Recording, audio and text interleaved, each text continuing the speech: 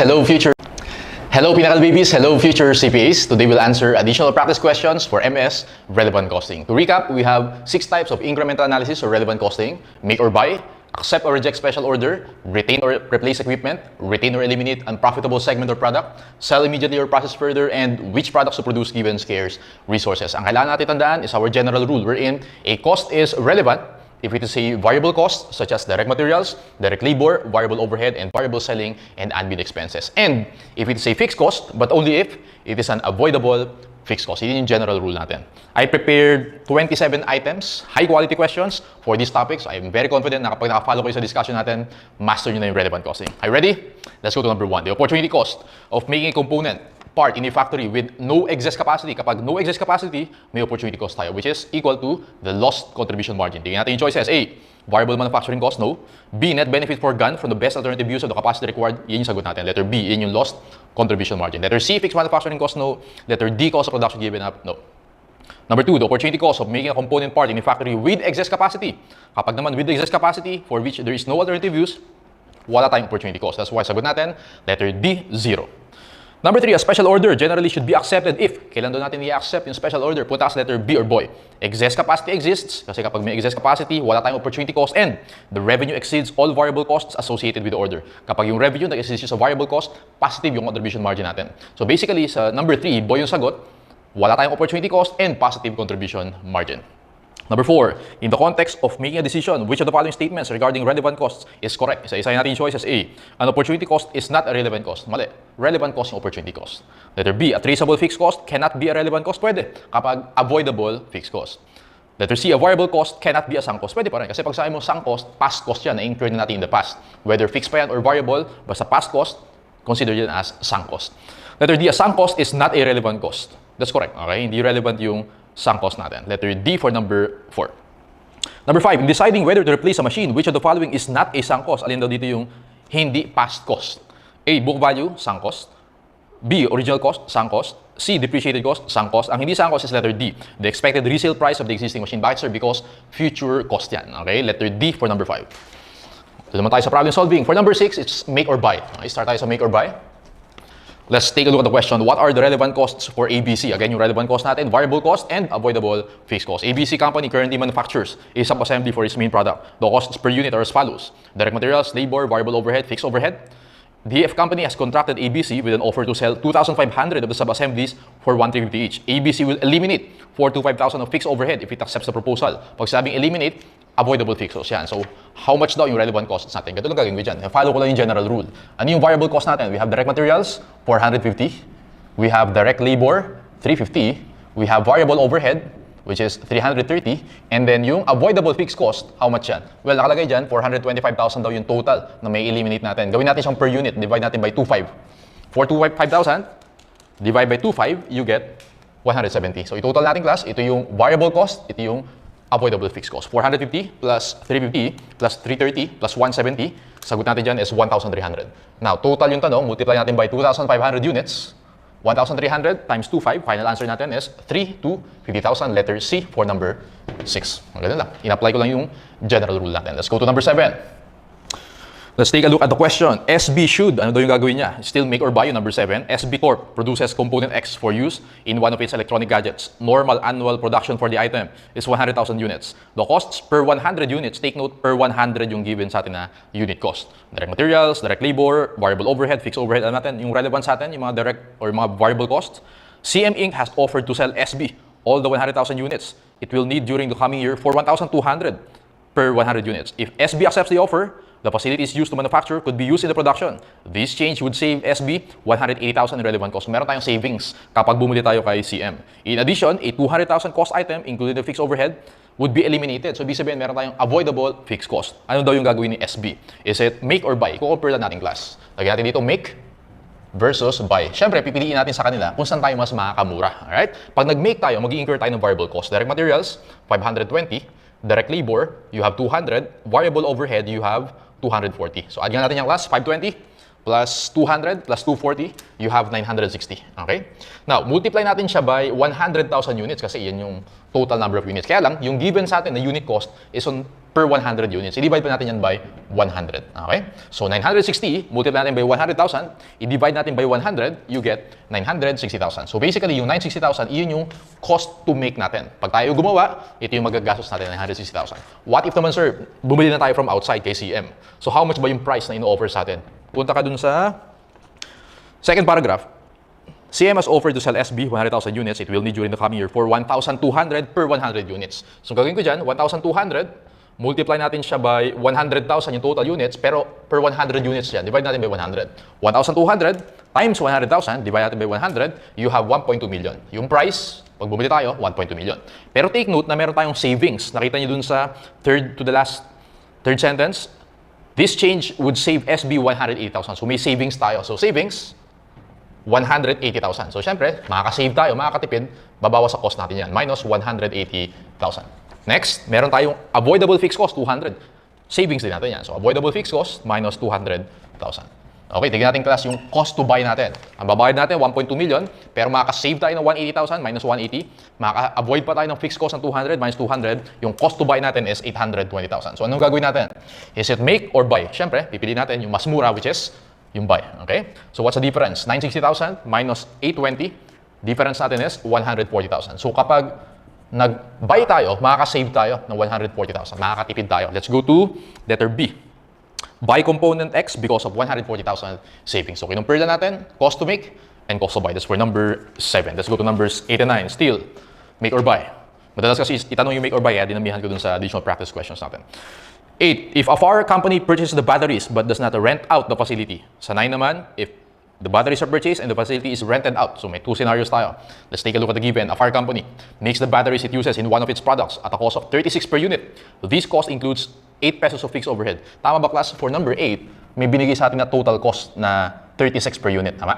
Pero sabi dyan, fixed cost daw dyan is 8. Tama ba class? Kung fixed mo is 8, therefore yung variable cost mo, 36 minus 8, that is 28. Hiniwalay ko lang. Okay? A FAR needs 30,000 of these batteries annually, and an outside supplier has offered to sell them to a FAR at 33 pesos per unit. If a FAR decides to purchase the batteries, 60,000 of the annual fixed overhead will be eliminated. Avoidable fixed cost. The company may be able to rent out the facility previously used for manufacturing the batteries. 8. If a FAR company purchases the batteries but does not rent out the unused facility, the company would. Kukumpir ko lang yan. What if nag-make tayo? What if buy? Okay? So kapag make, ang gastos natin is the variable cost. 28. Pag nag-buy naman tayo, how much yung offer sa atin? Tingin ka dun sa third sentence. Nakita mo yung 33 pesos per unit? Okay, so yun yung price. Lagyan natin, purchase price, 33 pesos per unit. But take note, according to the second to the last sentence, meron daw tayong 60,000 na avoidable fixed cost. Yung 60,000, gawin natin siyang per unit. 60,000, i-divide natin by 30,000 units, that is 2 pesos. Since avoidable yan, tipid natin yan. Okay? So, purchase price, 33, minus yung matitipid natin na 2, you have 31. So sabi dyan, if a FAR company purchases or pag bumili siya, ano daw mangyayari? Well, actually, pag nag-make ka 28 lang, pag nag-buy ka 31. So ibig sabihin, matatalo tayo ng 3 pesos per unit. Okay? Kaya sagot natin class for number 8, lose letter D, lose 3 pesos per unit. Mas mapapamahal tayo pag bumili tayo. Kasi 31 yan, pag nag-make ka 28 lang. Let's go to number 9.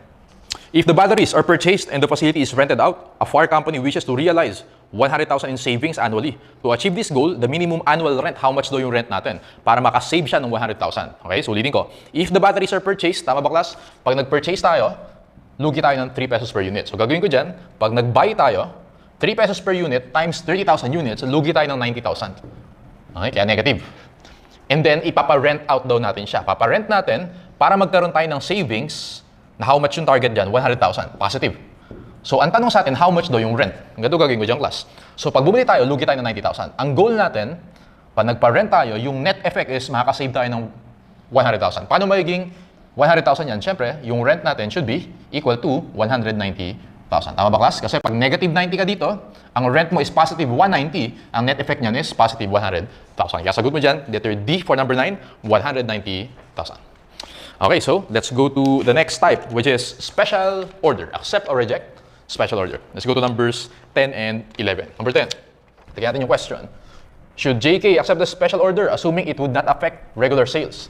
And then yung next item naman, what if makaka-affect siya dun sa regular sales? Let's take a look at the given. JKL Corp, a manufacturer of light bulbs, budgeted sales of 100,000 units of light bulbs at 100 pesos per unit. So yun yung selling price. Okay?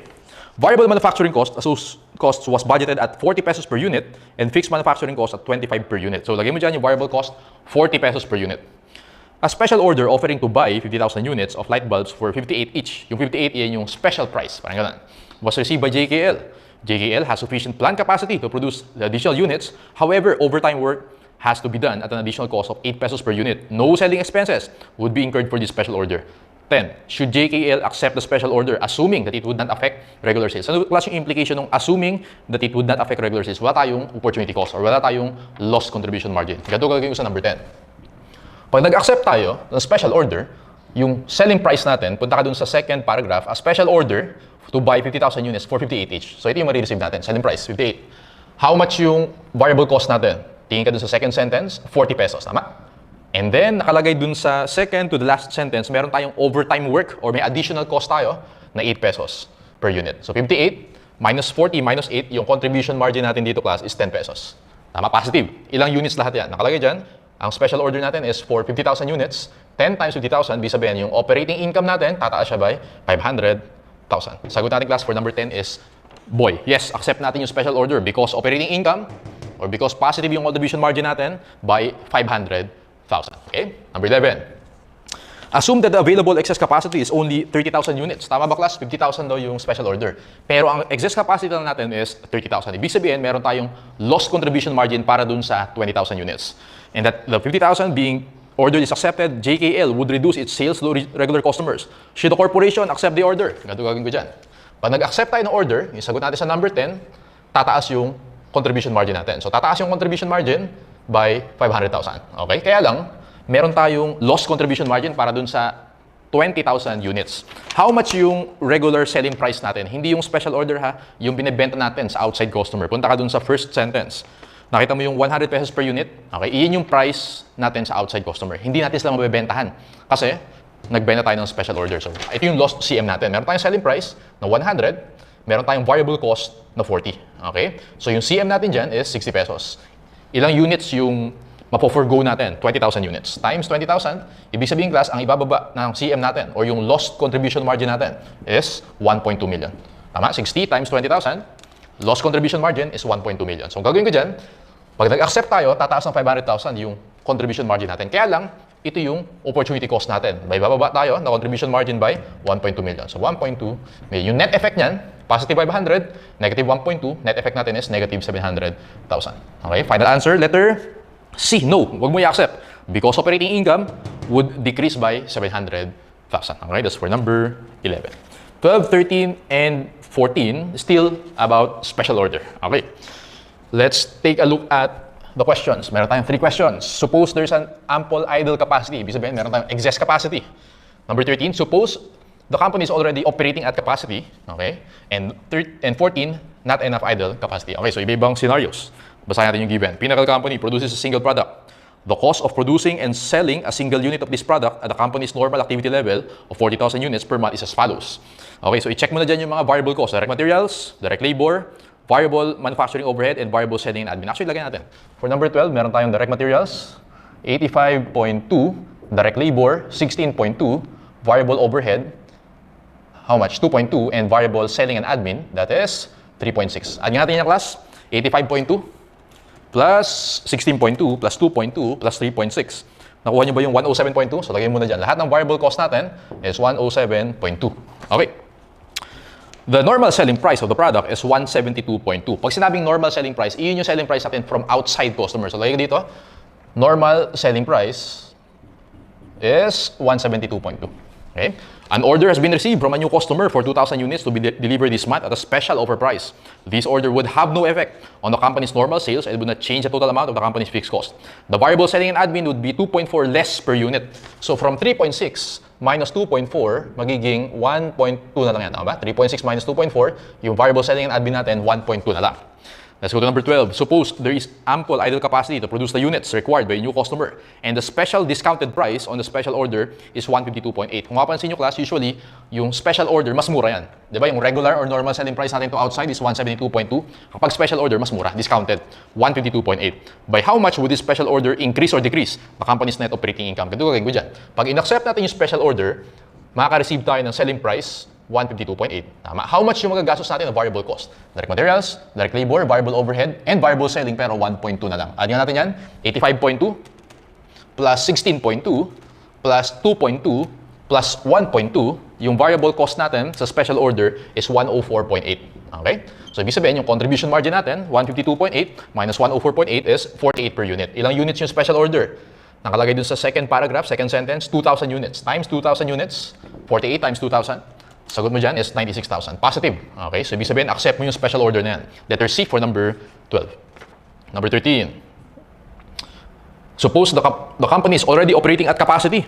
When the special order is received from the new customer, what would be the opportunity cost of each unit delivered to the new customer? Operating at capacity tayo. Ibig sabihin, class, pag in-accept natin yung special order, hindi tayo makakapagbenta dun sa regular customers natin. How much yung lost contribution margin? Well, gagamitin mo dyan yung price natin, yung normal selling price para sa regular customers natin. So, yung lost contribution margin natin, selling price, na 172.2, huwag mo gagamitin yung special price para sa special order, ha? Kasi ang tinatanong dito, how much daw yung mawawala sa from our regular customers?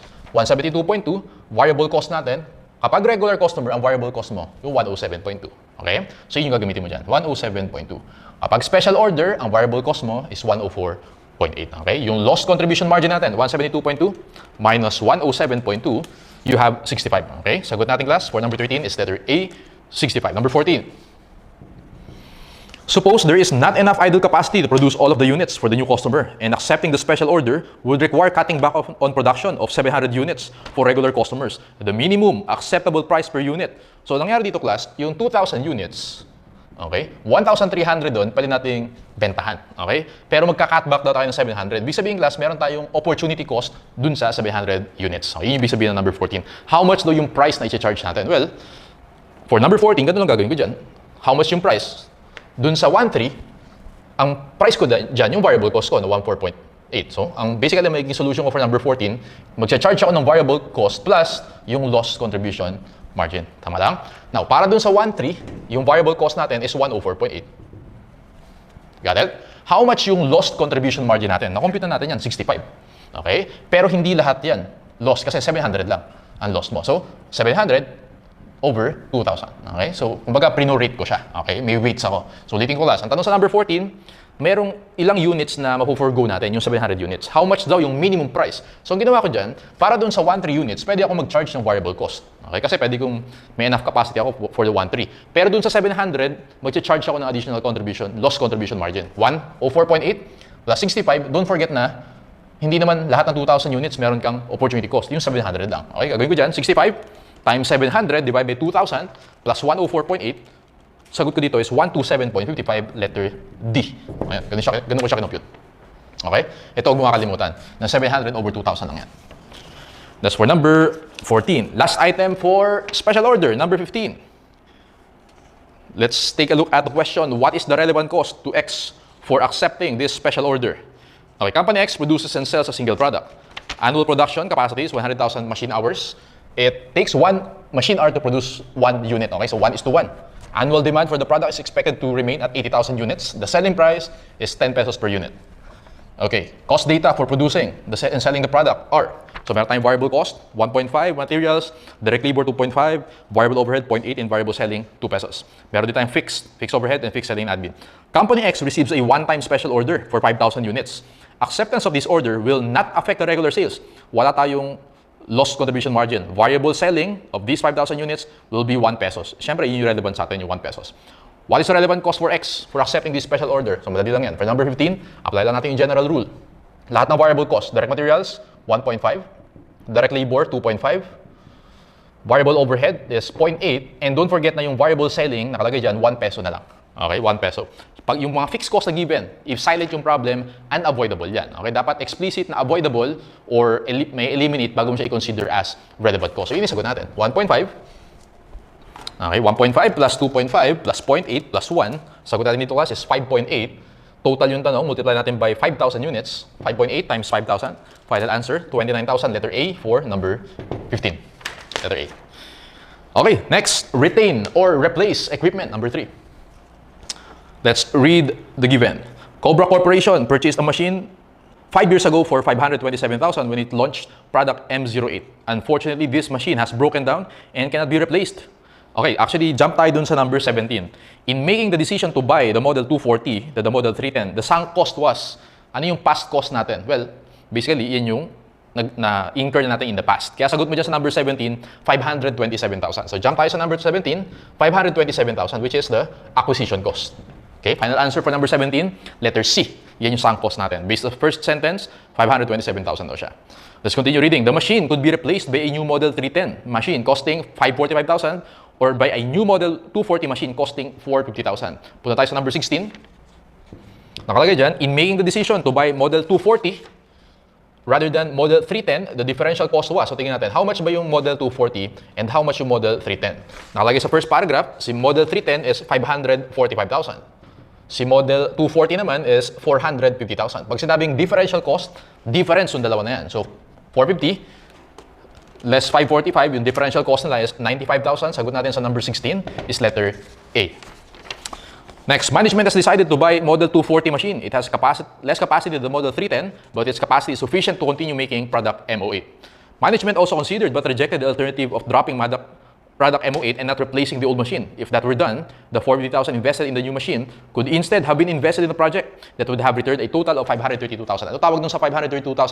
It's an opportunity cost. Let's go to number 18. In making the decision to invest in the Model 240, the opportunity cost was, how much yung foregone opportunity natin? Nandun sa last sentence, 532,000. So number 18, opportunity cost natin is 532,000. Letter C for number 18. Okay. Sige, let's go to number 19. Tama? Number 19, dito na tayo sa retain or eliminate unprofitable segment or product. Alright, so let's take a look at the question. Assuming segment B is closed, the effect on operating income would be, si segment B daw yung ita-drop natin, i-close natin. Let's take a look at the given. Following are the operating results of the two segments of JKL Corporation. Meron tayong segment A, we have segment B. Sales, variable cost of goods sold, fixed cost of goods sold, gross margin, variable selling, fixed selling, and admin. Okay? Fixed cost of goods sold are allocated to each segment based on the number of employees. Fixed selling and admin expenses are allocated equally. Kapag ganun class, kapag walang sinabi, kung may eliminate or avoidable, ang assumption mo dyan, unavoidable. So, hindi siya relevant sa atin. If segment B is eliminated, 1/5 of fixed cost of goods sold would be eliminated. Ayun yung relevant sa atin. Avoidable fixed cost yung 1/5. Assuming segment B is closed, the effect on operating income would be, ganito lang gagawin ko dyan class. Tingnan mo mabuti for number 19. Iko-close daw natin si segment B. Computin natin kung how much yung mawawala sa atin na contribution margin from segment B. Meron siyang sales. Tingin ka dun sa column ni segment B, 15,000, tama? How much yung variable cost natin? Meron tayong variable cost of goods sold, 8,500. We have variable selling. Nakita mo yung 3,000? Right? So, ibig sabihin, may mawawala sa ating contribution margin na 15,000 minus 8,500 minus 3,000, 3,500. Okay? Mawawala sa atin yan pag close natin si segment B. But take note na sabi dyan, tingin ka dun sa second to the last sentence, if segment B is eliminated, 1/5 of fixed cost of goods sold will be eliminated. So, again, mawawalan tayo ng contribution margin. Right? 3,500. Pero makakatipid naman tayo sa avoidable fixed cost. How much? 1,500. Positive 1,500. Negative 3,500. Positive 1,500. Ang net effect natin is 2,000. So, bababa yung operating income natin by 2,000. Punta ka dun sa letter C, a decrease of 2,000 pesos. Okay? So, ang conclusion mo dyan, huwag mo i-drop si segment B kasi bababa yung operating income natin by 2,000. Let's go to numbers 20 and 21. So, ganun pa rin. They still retain or eliminate unprofitable segment or product. So, let's see. We have two questions. 20. Hi-Tech wants to drop the regular product line. O, tingnan natin. Hi-Tech manufactures two products, regular and super. The result of operations for 2025 follow. So, meron tayong information for regular and super.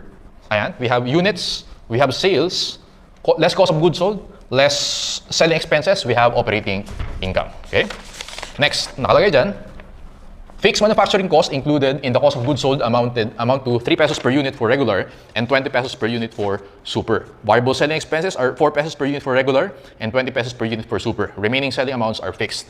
So, ang implication niya class, kung makikita niyo yung income statement sa atin, hindi siya naka-breakdown into variable and fixed. I-breakdown muna natin yan. Ganito gagawin ko dyan.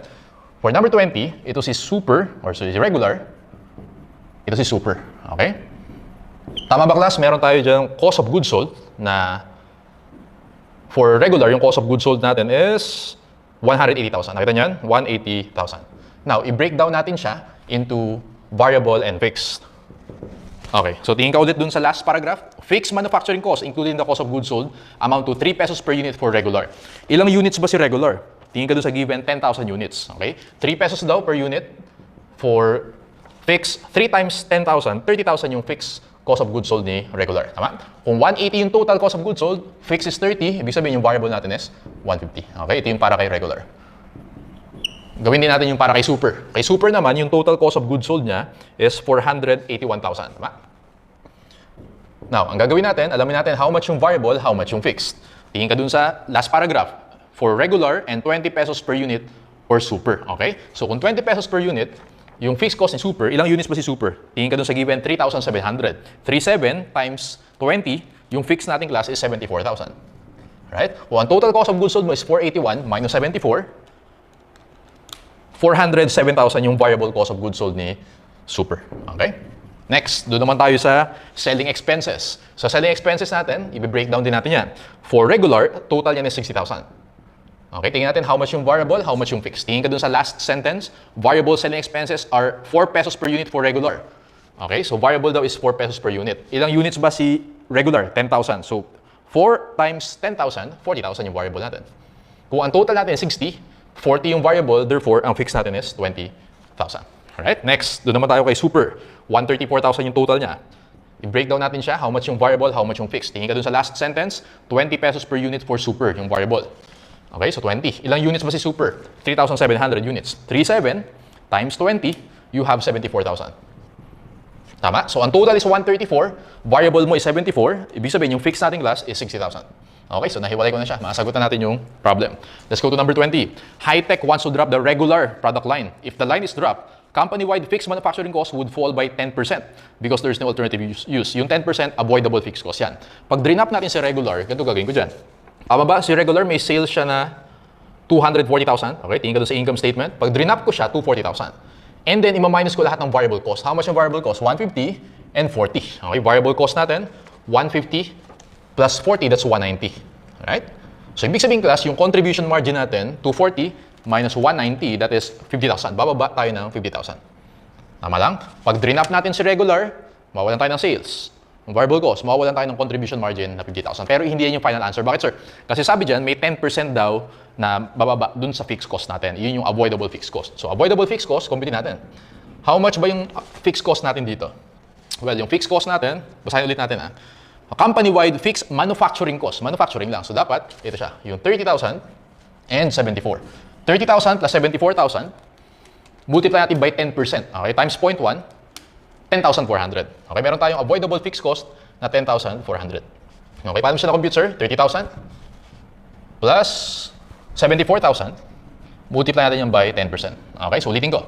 So, may lost contribution margin tayo, pero makakatipid ka naman sa fixed cost. So, minus 50,000 negative, minus 10,4. So, net effect mo dyan, class, is negative 39,600. Alright? Final answer for number 20, letter D, 39,600. So, ano yung conclusion natin dito? Huwag mo i-drop si regular kasi babawasan ka ng 39,600. Okay? Next, 21.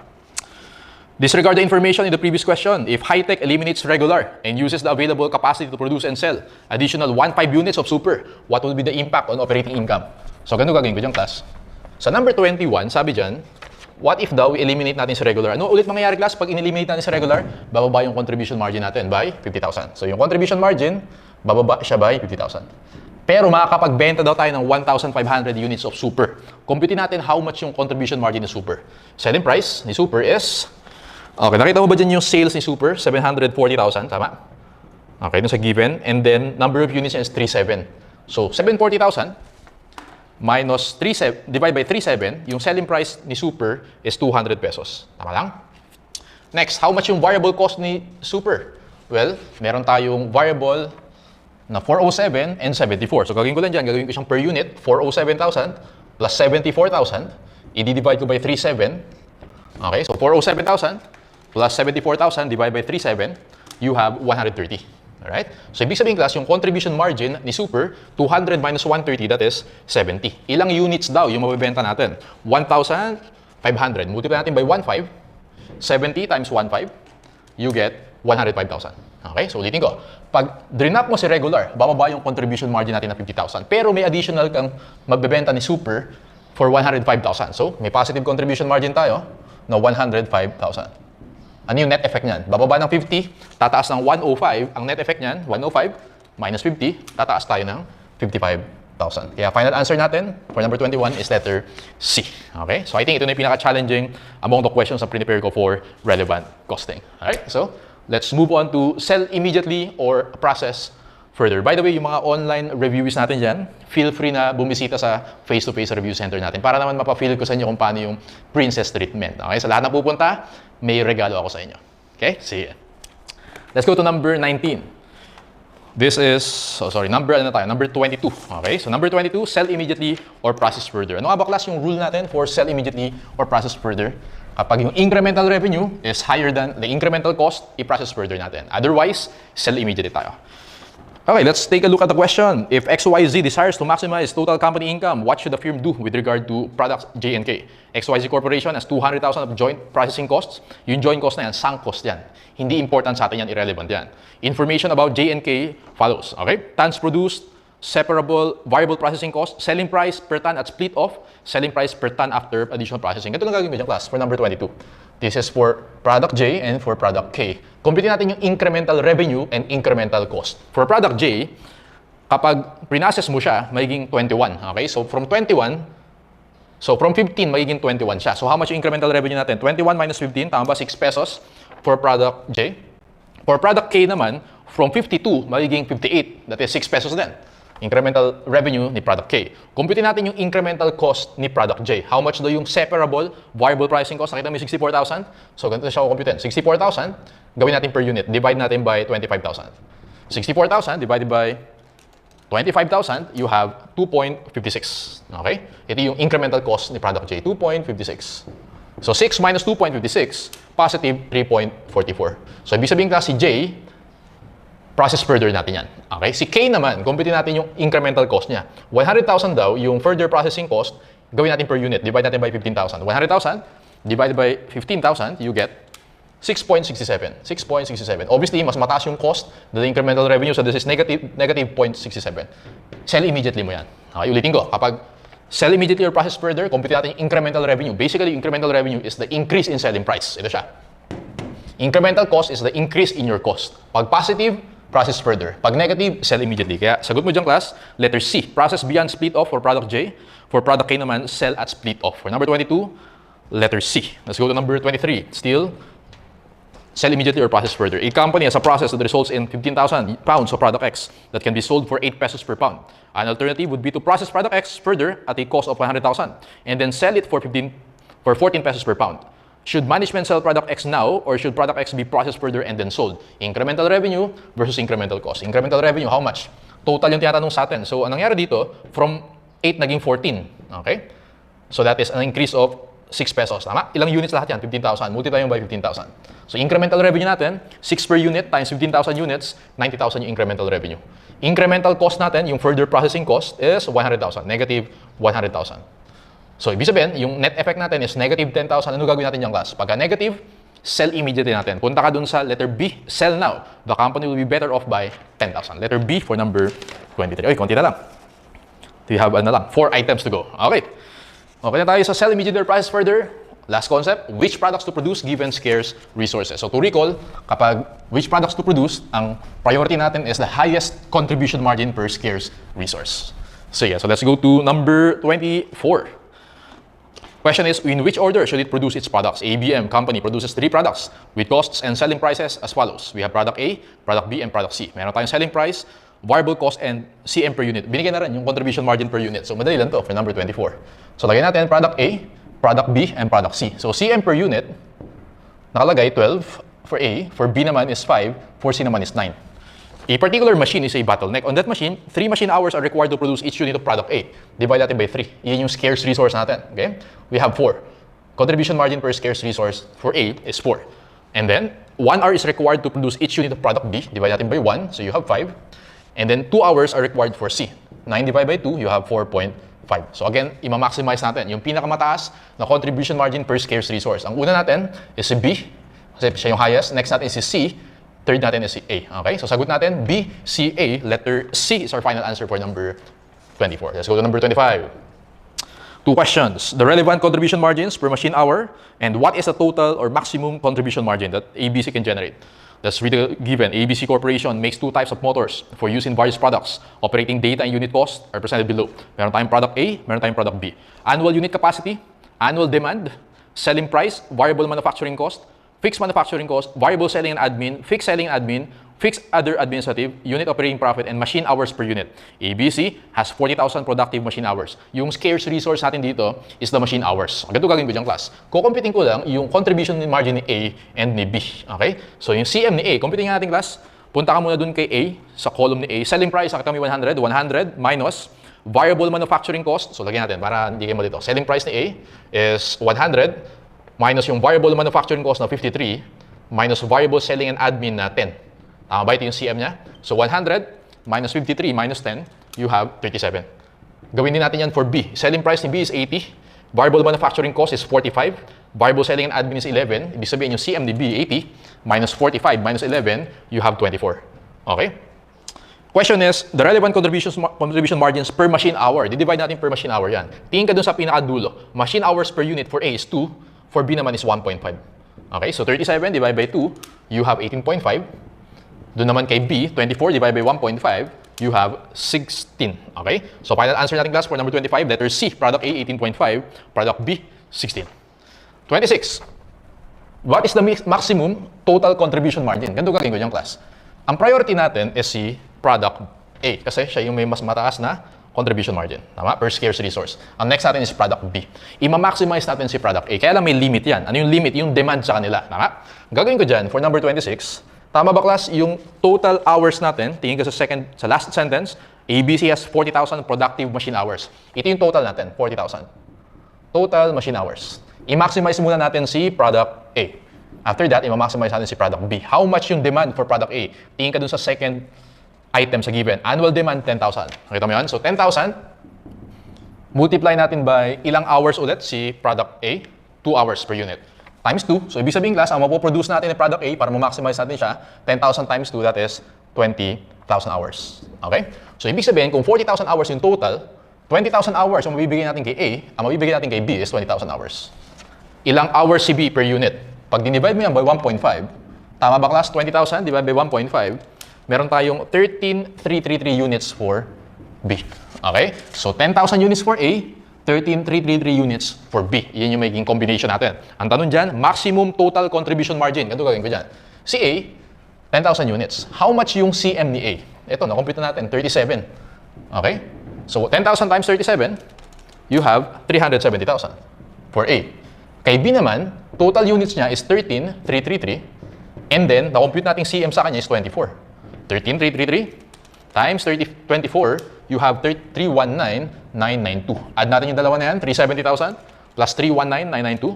Final answer, 689,992. Ito yung total contribution margin natin for products A and B. Letter B for number 26. Nakuha niyan. So, ginawa ko dyan, ni-rank ko muna. Ang rank 1 natin si A and next si B. Ngayon, si A muna priority natin. Pero meron kang limit yung demand sa kanya. Demand sa kanya is 10,000 units. So, magagamit mo dyan is 20,000 hours. Yung matitira kay B. Dinivide mo by 1.5 para makuha mo kung ilang units si B. Minultiply natin by the respective contribution margins. Total, nakuha natin, 689,992. That's for number 26. Last item, number 27. Okay. How many units of X and Y should CBA Corporation produce? Parang ganoon lang din sa 26. Tingnan natin, ha, for number 27. CBA Corporation manufactures 2 products, X and Y. Contribution margin per unit is determined as follows. So, binigyan na tayo ng CM for product X and Y. Given na siya. Nakalagay 60. And for product Y, 42. Total demand for X is 16,000 units and for Y is 8,000. Machine hours is a scarce resource. 42,000 machine hours are available during the year. Product X requires 6 machine hours. Si Y naman, 3 machine hours. Ilang units daw ipoproduce? Ganito gagawin ko dyan, class. Tama ba, ipaprioritize natin dito is, divide mo natin by scarce resource. Ilan daw si product X? Last sentence, kailangan ng 6 hours. 60 divided by 6 is 10. Si Y naman, kailangan niya ng 3. 42 divided by 3 is 14. Obviously, mas mataas si Y, prioritize natin siya. Next natin is si X. Right? Scarce resource natin dito is ilang units? 42,000 hours. Total scarce resource natin, 42,000. I-prioritize natin si product Y. Ilan yung demand for product Y? 8,000 units. Tama? So, 8,000 yung units yung demand kay product Y. Kailangan natin ng 3 hours per unit. So, ibig sabihin, 8,000 times 3, kailangan natin ng 24,000 hours for Y. Yung matitira, ibibigay natin kay X. 42,000 minus 24,000, that is 18,000 hours. Okay? Now, ilang units yung 18,000 hours? Si X, kailangan niya ng 6 per unit. Tama ba, class? 18,000, pag dinivide ko yan by 6, okay? 18,000 divided by 6, that is 3,000 units for product X. So, dinin ko, for product Y, maximize natin yung 8,000 units. Okay? Yung matitira kay X, 18,000. Paano natin siyang gagawin units? Divide mo siya kung ilang hours yung kailangan per unit. 18,000 divided by 6, sagot natin kay X, 3,000. Final answer for Y, 8,000. For X, 3,000. For number 27, D or dog is our final answer. Okay, so that's it for additional practice questions for MS Relevant Costing.